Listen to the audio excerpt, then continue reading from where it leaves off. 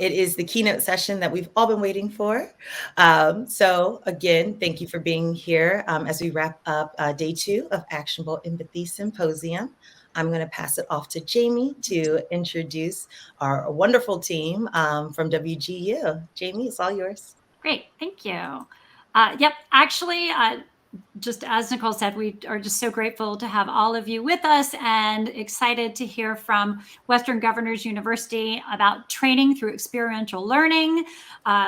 We said, do you ever wish you had a do-over? We've talked about how Mursion is that fail-safe environment to experiment and learn and grow. So we're going to hear how and why they incorporated VR into their student teaching.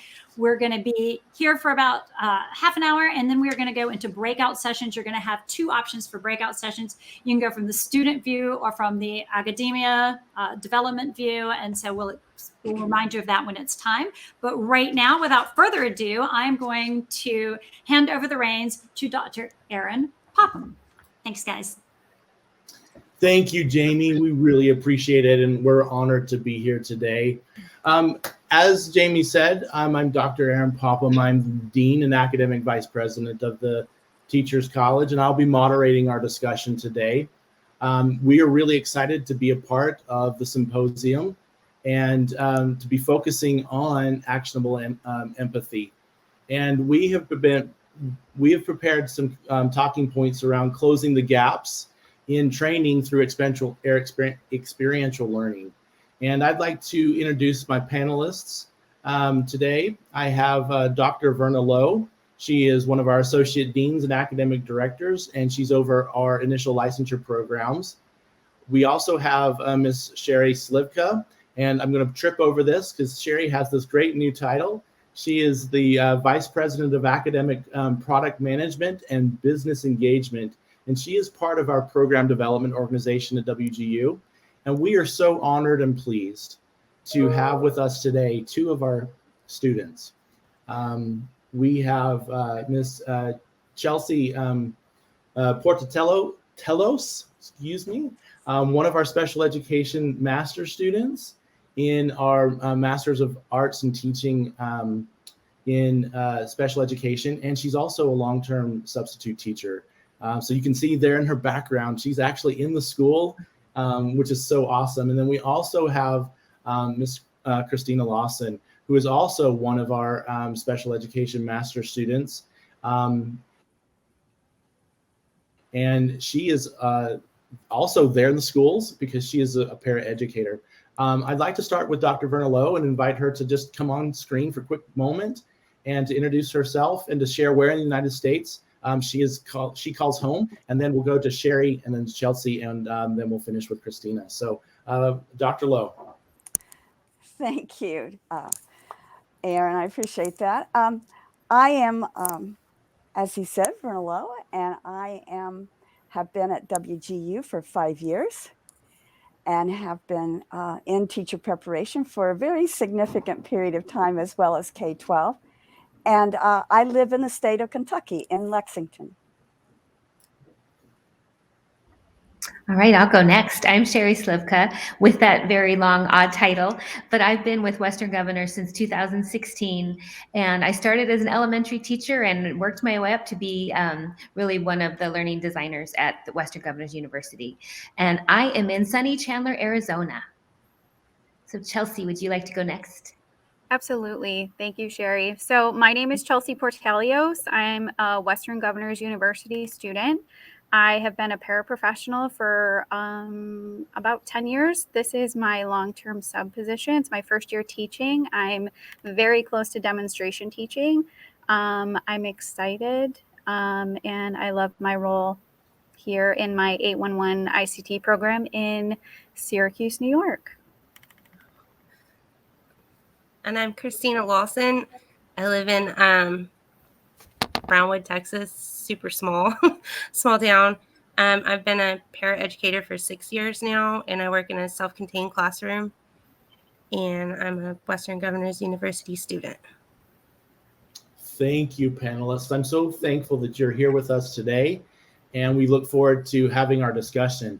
I just want to set the stage a little bit before we jump in and help you understand a little bit more about Western Governors University and our Teachers College, and a little bit why we're here today. First off, though, I would like to thank Mursion for being our partner and being here with us and inviting us to be a part of this experience, and to be here helping us focus as a community on actionable empathy. It's a really important topic, and we're honored to be part of this work. And it's really interesting. The theme of this symposium really aligns well with who WGU and our Teachers College is and our mission and vision. We are all about providing equitable access to high quality next generation education to underserved working adults, and leveraging that education to change lives for the better by creating pathways to opportunity. That's who we are as a university, and that's who we are as a Teachers College. And WGU as a university is the largest online competence-based university in the nation. We were founded in 1997 by 19 Western governors. And today we have over 130,000 students enrolled across all 50 states. So we have a really huge footprint. And our programs are spread across 4 colleges. We have the College of Business, Information Technology, and Health Professions, and of course our Teachers College. And our Teachers College, like our university, is the largest Teachers College, or the College of Education, in the nation. We have an enrollment currently over 37,000 teachers and leaders, aspiring teachers and leaders. And it happens to be that we're celebrating our 20th anniversary this year. Our college was founded on a $10 million grant from the U.S. Department of Education to prepare in an online setting the next generation of highly qualified teachers and leaders. And we're very proud of our heritage and our foundation, and the fact that we have 60,000 alumni. In the last 20 years, we've already been able to have 60,000 alumni that are out working in the field, just like Christina and Chelsea. We are a huge preparer of STEM educators. We're actually one of the largest in the nation of math and science teachers. We're also in our work around equity and access. We are one of the second largest preparer of teachers of color in the nation. And we are the top 1% conferral of teachers and leaders that are Black and Hispanic. And so, the work that we do every day is really important. And one of the highlights of our college is that we are able to provide pathways into the profession in all 50 states, which is not a normal thing. And we have a very robust clinical experience that allows our students to go out and actually put into practice the types of work that they are learning in the courses. And that's why we're here today. And we know that the literature, the research literature shows that learning is accelerated by 2 to 3 times in a clinical setting than those that are taking place in the regular classroom. And so being able to find and use different tools to enhance the learning that takes place in the clinical setting is incredibly important to us. And the ability to develop and deliver classroom simulations and use the Mursion platform is one of the most powerful tools that we have in our toolbox. And we're pleased today to be here to just share a little bit about that with you. To get us started and to help you better understand what we do, Christina is going to complete one of our learning simulations and to share that experience with you and walk through. So that you get a little bit of a feel for what this is that this simulation is focusing on the IEP and the IEP meeting. And Christina is going to step into the role of a special education teacher. And she will have 4 other participants that join her. She will have the student that this IEP is about, Angela, who is a 10th grade student.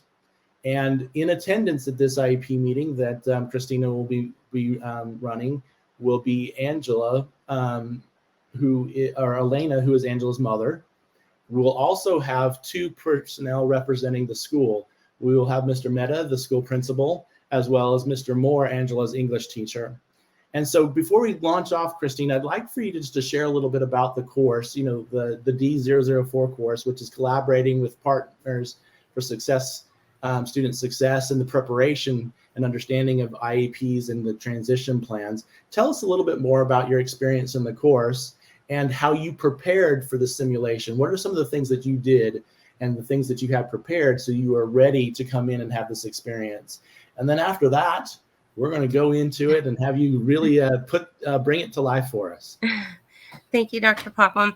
So the class I thought was amazing because I work in the self-contained class, and so I see a lot of just snippets of it, and to actually get in and see what the teacher actually does was a great opportunity. To prepare for the meeting, the first task that we had was to complete an IEP. And in order to do that, you had to really go through the case study and find strengths, find weaknesses, learn how to write goals and transition plans. And so all of that helped me to set up for the simulation meeting.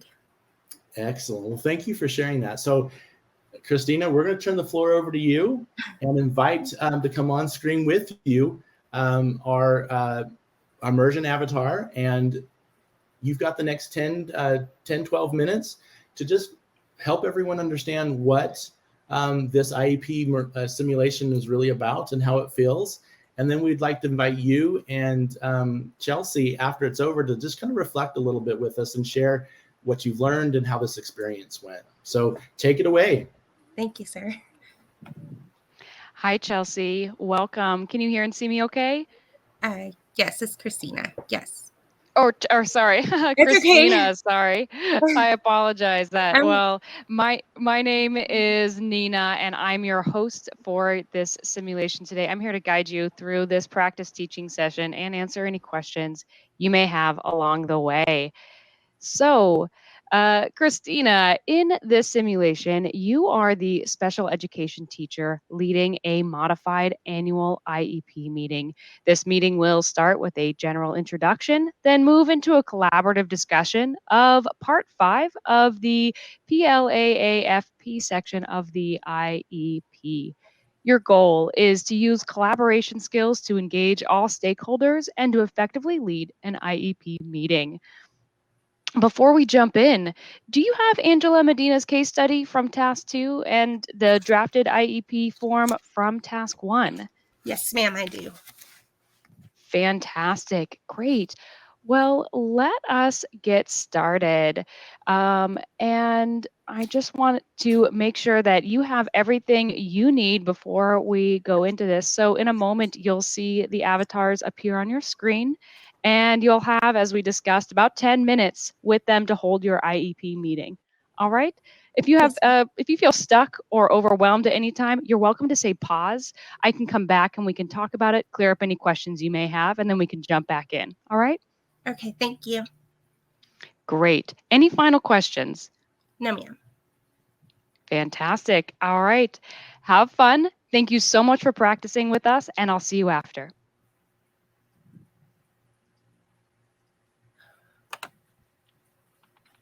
Hello, my name is Christina Lawson. I'll be your special educator for today. Would everybody like to introduce themselves around the room? Hi, Miss Christina. Hello, Angela. How are yes. You? Oh, I'm good. Sorry, I didn't mean to interrupt you, Mr. Mehta. Oh, no problem, Angela. No problem at all. Christina, you mentioned introducing yourself. So everyone, I'm Mr. Mehta. I'm the principal here, and I'm just here to make sure we have a solid plan going forward that includes Angela's perspective. Thanks for that. Right. Yeah. So I'm Elena Cahill. You can please just just call me Elena. And obviously I'm Angela's mother, and I'm here to just help talk about this plan for her future. Yes, ma'am. So hey everyone. Yeah, I'm Mr. Moore. I'm Angela's English teacher. Yeah, so just here to discuss where she can grow academically. Thank you, everyone, for being here. Yeah. Yes, ma'am. Oh, I just want to say that, yeah, obviously I'm Angela, and that just want to make sure that we have like a good discussion and that everyone keeps like an open mind. So yeah. Of course, honey. Yes, ma'am. Thank you. Thank you all for being here. We are discussing Angela's current IEP. Angela has strengths in math and art and is super sweet and kind. We are looking at her goals for this next IEP. And we have the first goal we have is when given a reading passage, Angela will use summarizing strategies to increase comprehension 4 out of 5 times with 85% accuracy. Mr. Moore, would you like to discuss Angela's current progress with her reading or her summarizing? Yeah, I'm finding that Angela is finding great success in a lot of the pre-writing and planning stages of the written expression. Angela, how do you feel as far as your goals? Do you feel like you have come a long ways on those? Do you feel comfortable with those goals that you've already set so far? Yeah, I mean, I definitely appreciate you like asking me. I guess, as far as my goals, I think I'm working really hard on them, and I guess like being able to, think about the future, I think that's important. Yes, ma'am. Of course, honey. Yes. Yes, I'd love to look into the data a little bit more about some of, you mentioned reading comprehension. What data do you have that shows sort of what she's struggling with and where those levels of improvement are coming from? Okay, so I have a report from Mr. Moore.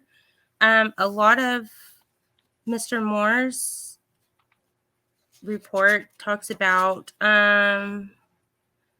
participating in small literature circles and discussing fictional elements of text as activities that she enjoys, but that she does have difficulty with complex ideas and text structures. Is that correct, Mr. Moore? That is correct, yes.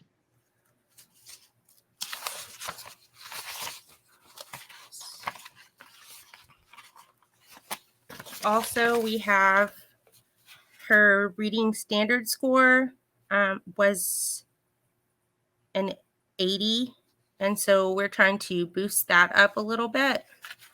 So that's kind of why we decided to go with the summarizing goal, kind of help her find some summarizing strategies to work on comprehension. Does that sound like something that works for you, Ms. Cahill?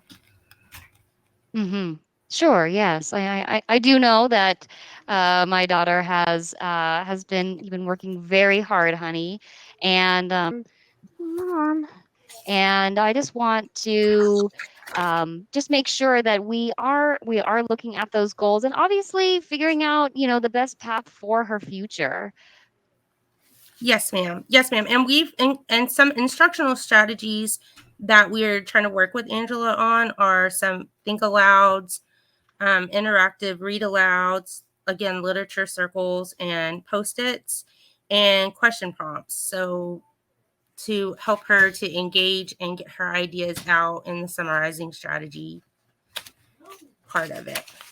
So, and yeah, so, I don't know if I really like the one-on-one help I did in English class. It kind of makes me feel sort of singled out. I don't really like the attention. Well, honey, of course, if you need the help, it's important for you to get that one-on-one help. Mom, it's embarrassing. Stop. So, Angela, how would you feel if you did more small group? Like we would one-on-one at times in the resource room, but then also in the classroom doing more small group instruction so that you could work with your peers. And then that way you guys could collaborate and work on things together so you could help your peers out and they could help you out. Do you think that's something that we could do in your English class, Mr. Moore?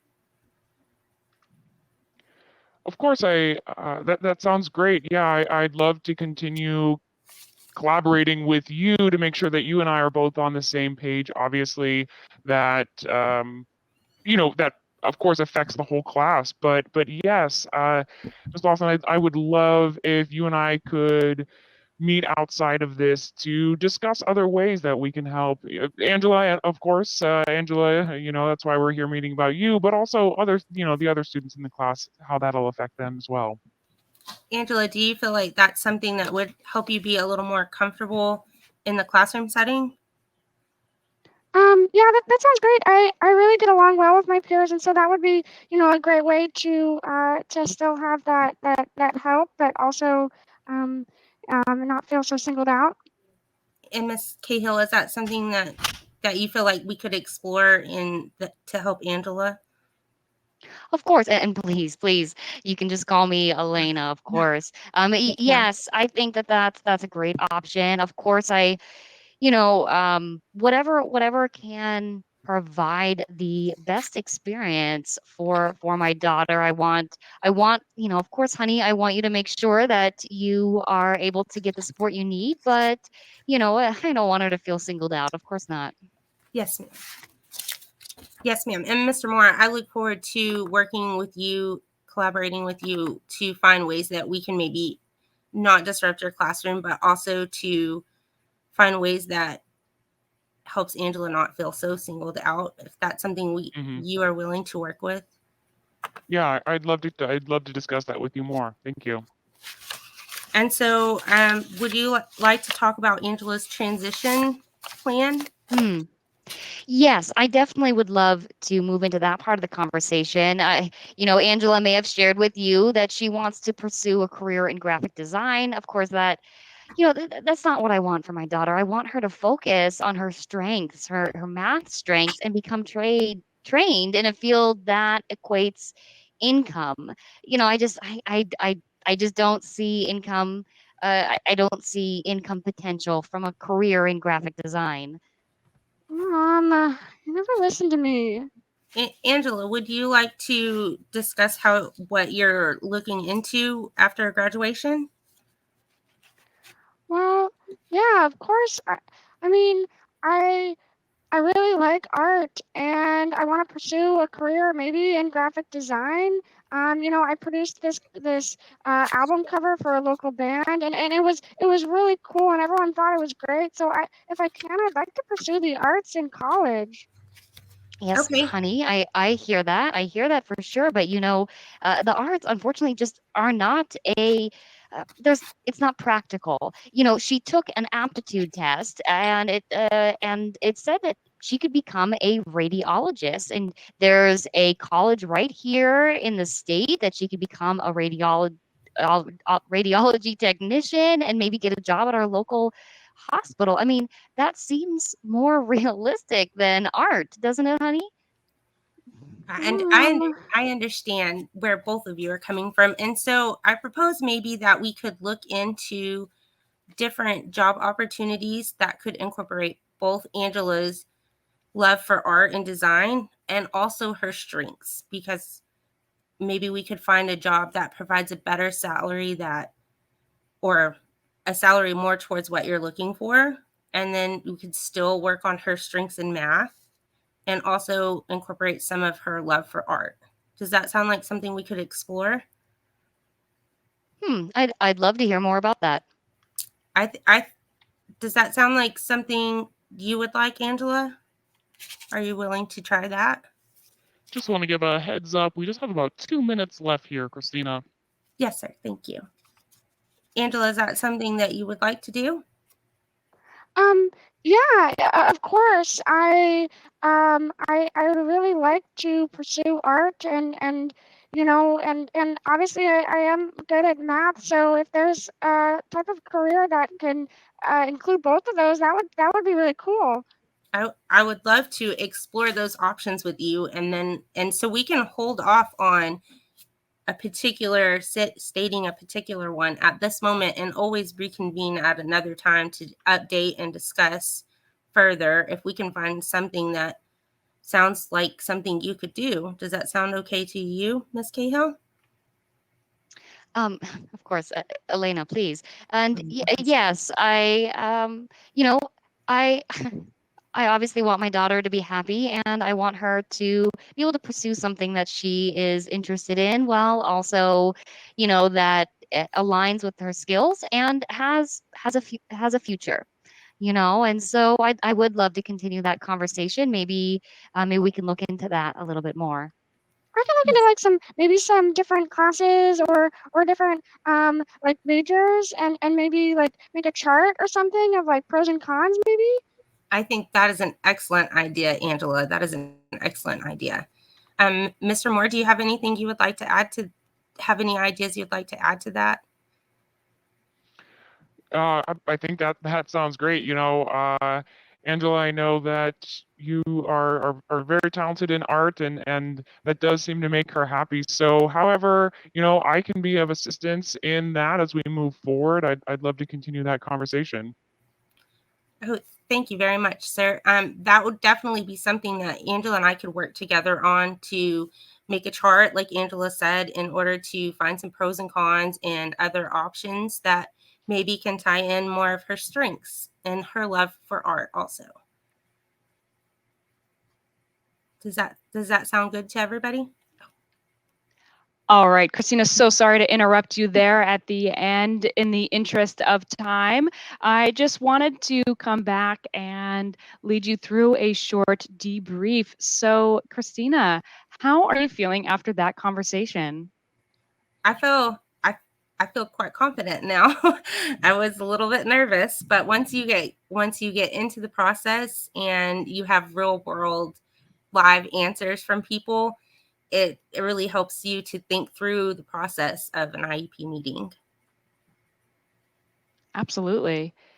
Is there anything that you did in preparation that helped you prepare for this meeting, or anything in the moment that you thought, "Oh, I'm glad I did that helped me prepare"? I went through the case study quite a bit and tried to look at the mother's response to things, and also Elena is the mother, I'm sorry. Also Angela's response to things.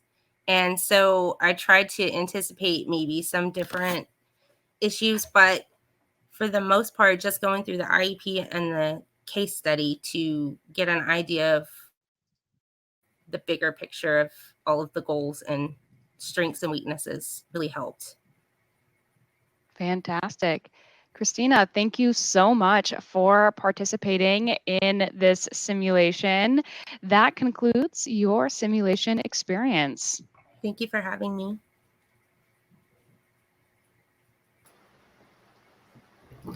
Wow, Christina, thank you so much. I mean, that is amazing to watch, and I've seen it multiple times, and I always get so excited.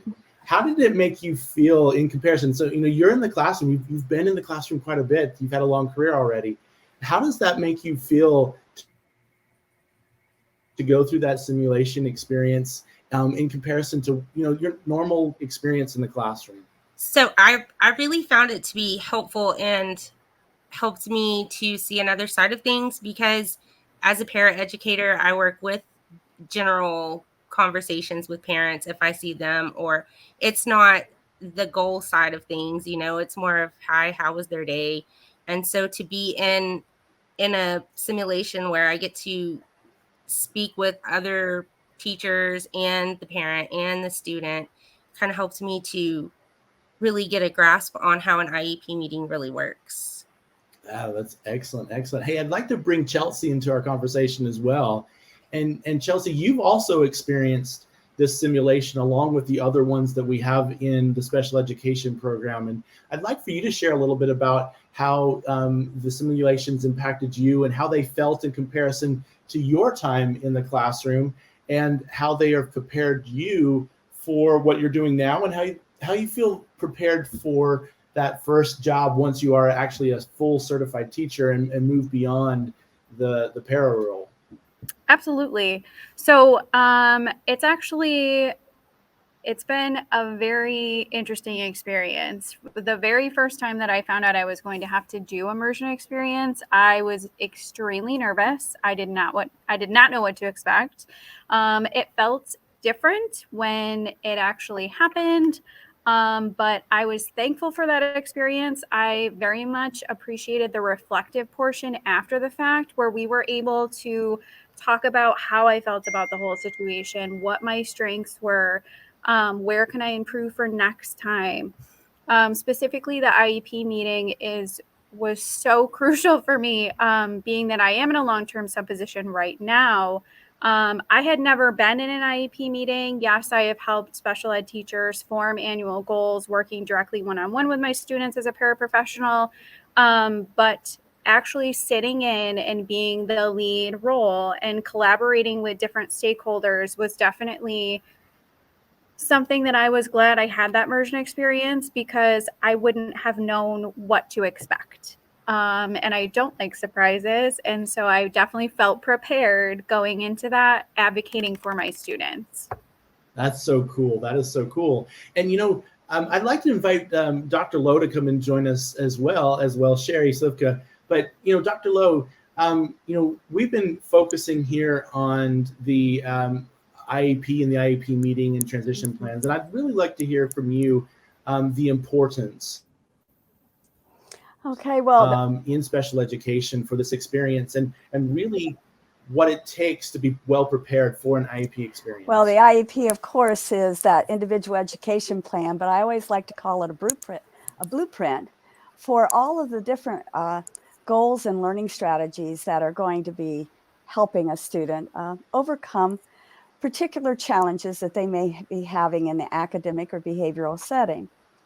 And one of the advantages and opportunities you have with an IEP is that idea of a whole learning community, a P12 learning community, is going to wrap around the student. And so in an IEP meeting, you have a number of individuals that are going to provide that support for the candidate, or for the student. And I think it's also important to see how you work with a parent representative within that whole P12 collaborative setting. I think it's important, related to that IEP meeting, that an educator has the opportunity to seek out responses also from the student. We don't always have students in the IEP meetings, but we most certainly do, particularly in middle and high school.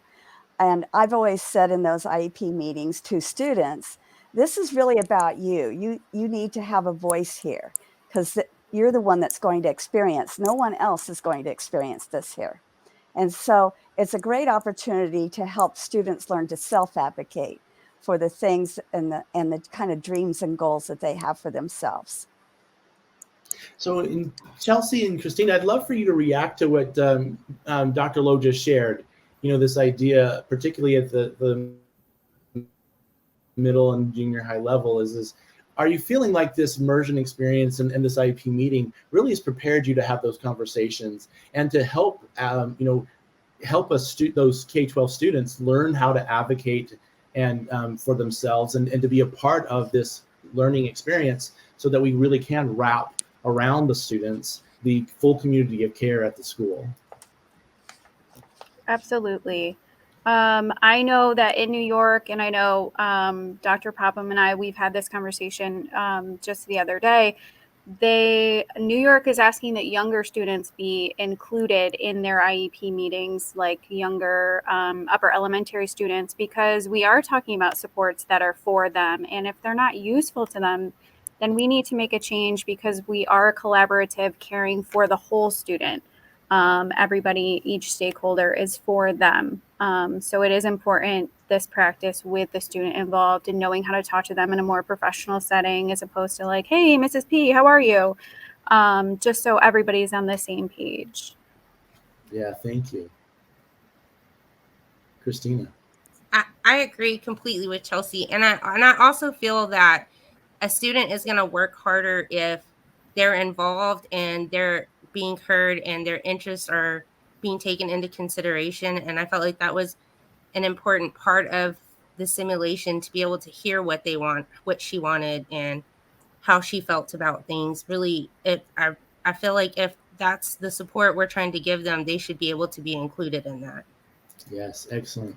Absolutely. And that allows us to have, that empathy for our students, right? Is these experiences allow you to start to practice that, and to then start to practice that desire to advocate for them.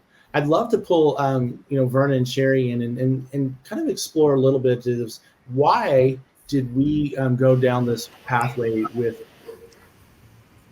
developing simulations, and how have we been designing our program specifically? So Verna, if you could kind of kick us off and talk about, why simulations are important and why we brought them into our programs, particularly our special education program. And then Sherry, could you kind of talk with us? Go ahead. No, go right. Go ahead and finish your sentence. Well, and then Sherry, if you could help us understand, how we built our partnership with Mursion so that we could go in and build this, and how has it changed our design thinking and the way that we approach developing programs, because we now have this powerful tool in our toolbox. So Verna, get us going. All right.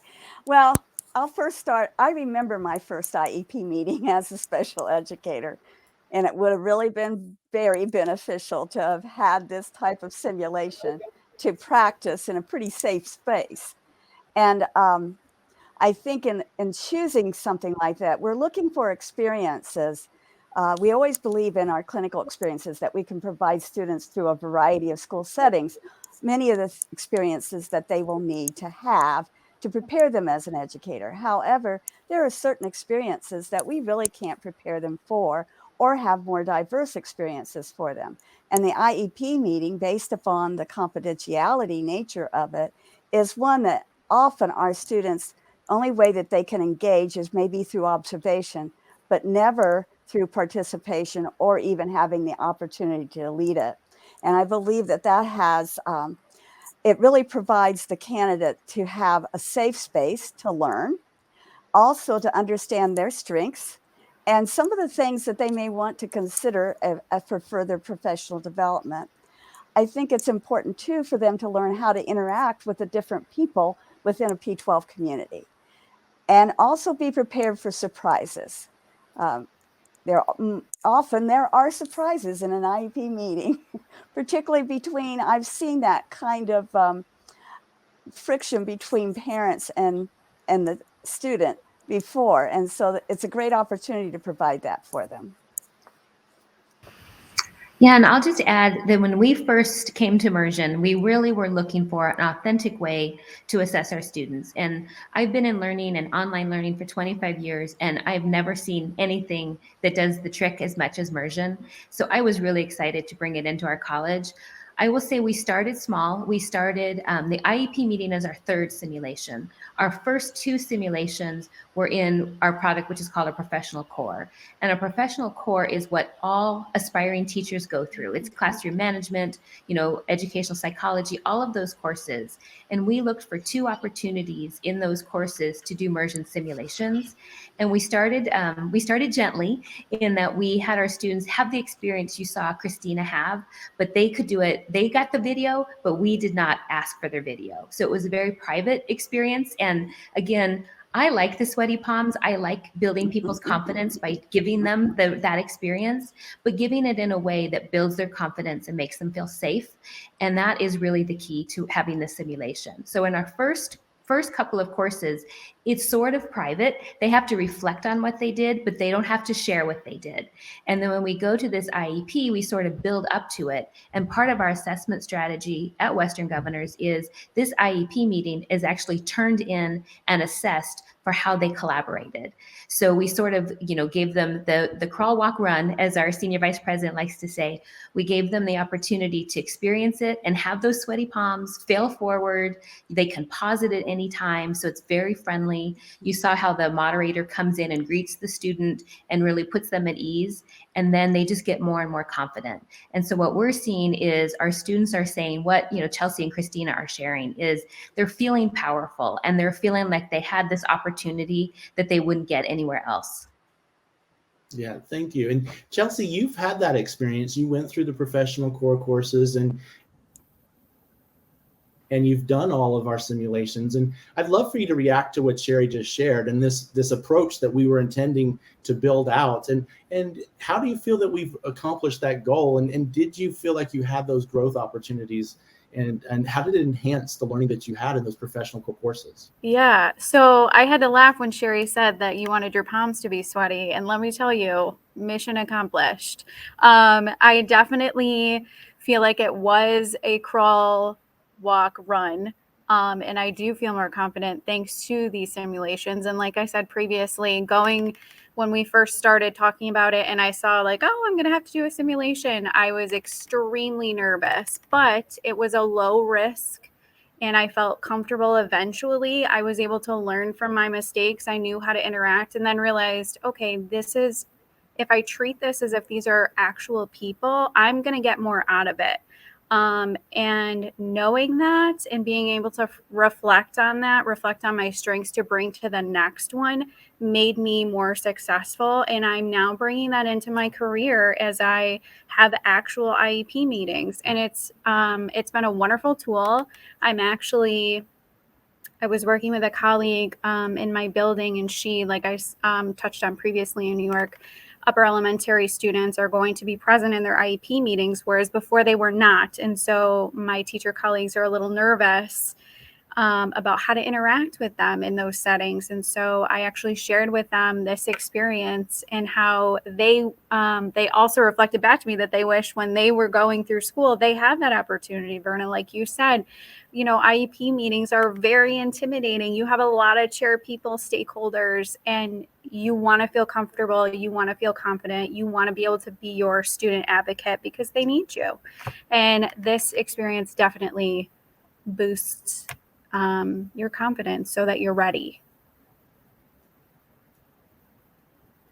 Yeah, and Verna, I'd love for you to build on what Chelsea's saying here, and that qual walk run and things like that. Is how do you see the use of the simulations and the Mursion platform helping to fill the gaps in a traditional teacher preparation program, and kind of what has been our approach to spreading clinical experiences across the whole program, and how does these simulations kind of connect with all of that work? Well, as we know, we are getting to really expand our clinical experiences. We want to provide a number of diverse experiences for our candidates, and we want to spread it from the beginning of the program all the way to the end until their student teaching. And one of the things is we can provide video instruction, we can provide school-based authentic experiences, but in reality, we can't always provide all of the wonderful experiences that teachers need to have in order to be well prepared. It's just not a possibility. But with simulations, we can, and particularly highlight different diverse settings for students, for them to really learn. But one of the things that I think that particular simulations do is I always like to call it think like a teacher. Okay, we have to teach candidates to think like a teacher. Teachers are trying to make many decisions concurrently during the process of any given day. And simulations can build some of the critical thinking skills and problem-solving skills to give them a larger toolbox when they enter the classroom and feel much more confident. I also think that simulations, we want to create in a teacher that love for lifelong learning, that also that understanding that we are continually developing, continually improving our professional practice. And I think it gives them much more intentional reflection after a simulation, that they can really pinpoint, I'm really good at this, but over here, I really need to work on this. And therefore, they are learning how not just to reflect, but they're learning to guide their own lifelong learning for their career. Yeah, absolutely. Christina, how do you feel that this experience is strengthened your ability to reflect on your own practice and to think about what you're doing well and those things that you need to work a little bit more on? I think the simulation process really helps me to, after it was all said and done, I kind of sat back and thought, okay, I have a really hard time speaking in front of people. So even in the simulation, although it was avatars, the real voices coming back kind of, it kind of gets your heart pumping, like she said, the sweaty palms or whatever. And so it gave me an opportunity to think, okay, how can I get through this? How can I be more confident? And where I have trouble speaking in front of people, I have to build on those things. And also I had to go through the process of the IEP, and there were things that I tripped up on a lot, especially the first time I did it. And so this time I was like, okay, I need to make sure that I nail this part. So even just coming back and doing it the second time, I was really trying to focus on the things that I didn't do the first time I did this experience. Yeah, that is so cool. And I love hearing how this opportunity really does get the heart rate up. It has the sweaty palms, and we feel like we're really interacting with these stakeholders. But at the same time, it is a safe space. It is a space where if you need to say, hey, let's pause and stop and reflect, you can. And you also know that if you don't quite get things exactly right, then you're not going to have the same impact as if you were in a real life setting with these stakeholders.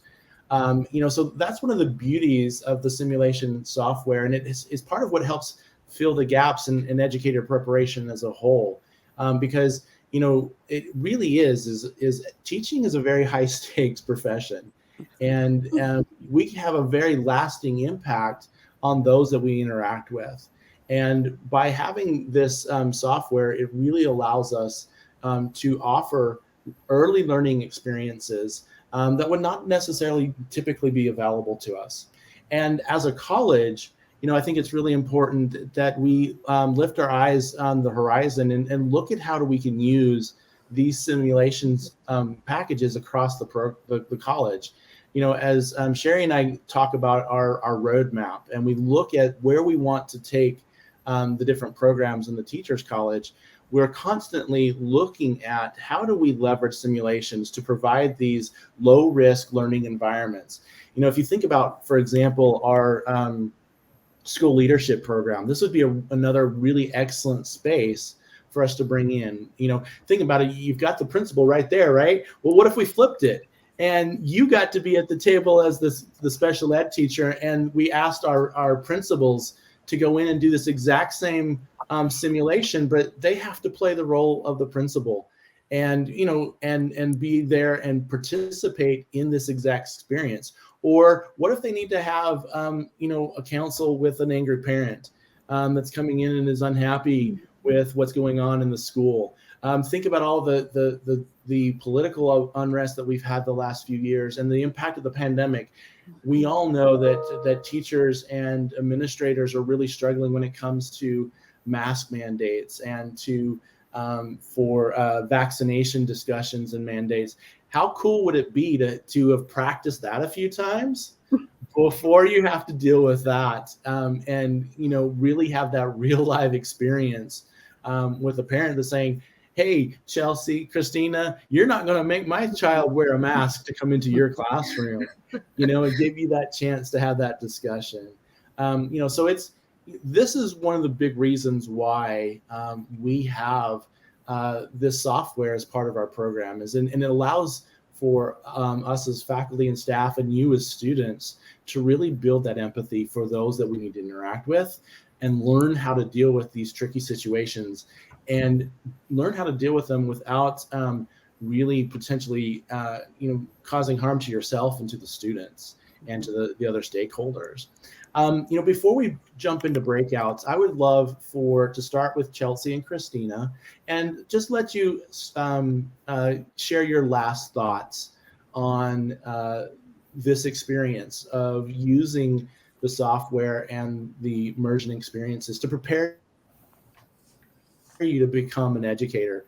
And then I'd love to go to Verna and Sherry and let you just close out your last thoughts on the power of this software in our programs and the impact that it's having in the work that we do every day. So let's start with you, Christina, move to Chelsea, and then we'll go from there. Again, I really enjoyed this simulation experience. It gave me lots of opportunities to check my strengths, check my weaknesses. It also gave me a lot of real world application because in the middle of it, I lost internet connectivity and I had to move rooms, and my kids were all in the living room, and my 5-year-old was like, hello, and so it was a lot of real world application in there. And the moderator was so kind and was like, hey, do you want to take a moment, pause? Let's rebreathe. Let's do this. Do you want to reschedule? But I was hard-headed and I said, no, let's go get it. And so the whole experience for me was very real, the real feedback, the conflict, because I didn't know how I was going to handle the conflict, but I knew it was coming this time and it still wasn't the same. So all of it was beneficial so that I can use that whenever I'm in an IEP meeting or even in a different setting. I think it benefits me in many ways. Thank you, Christina. Absolutely. And Christina, I definitely agree on some of those points.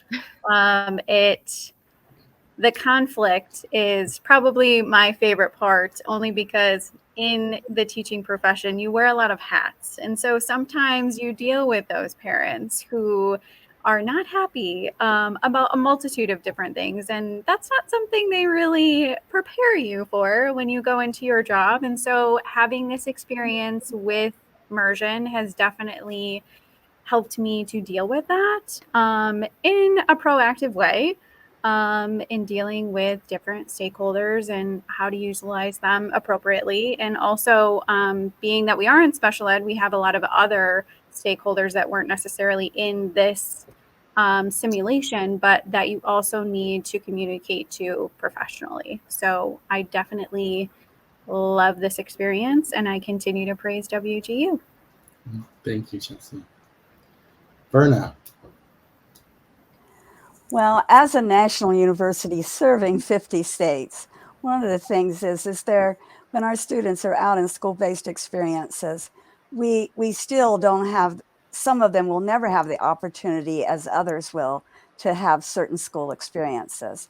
And I think that is what I think is so meaningful for this, that we can actually provide certain school experiences that we feel every educator being prepared should have to help them through this process. I think that the other thing is it contextualizes the learning for them. So when they're learning in certain courses, certain things, and then they move into an actual, a clinical experience that is through this type of simulation, it contextualizes the learning, helps them to learn and apply what they've learned much more quickly and more immediately. And I think it sticks a little bit better, cements the learning for them.